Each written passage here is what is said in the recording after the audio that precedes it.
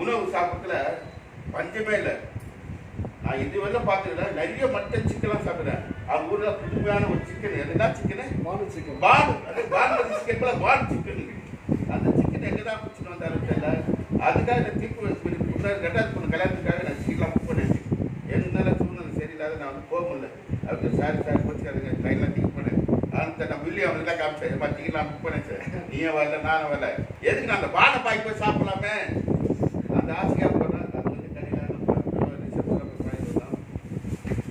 ஒரு உழைப்பு வந்து என்னாலும் வந்து வீணாக போகாது.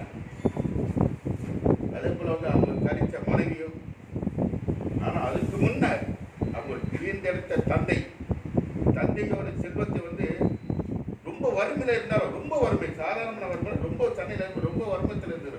கொஞ்சமான வறுமை இல்லை, எக்கச்சக்கமான வறுமையில் வந்து அப்போலாம் வந்து சம்பளம் என்ன இருக்கும், 600 650 700.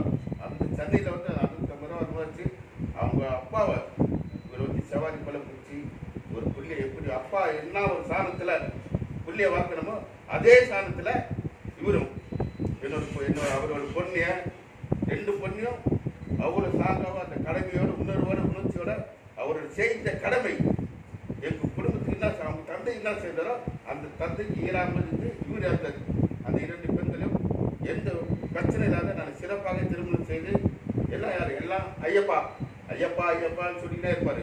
அந்த ஐயப்பானோட அருள் வந்து அவர் கழிச்சதுனால அவர் சிறப்பாக இருந்தாலும் ஒரு இன்னும் நோய் இல்லாமல் சிறப்பாக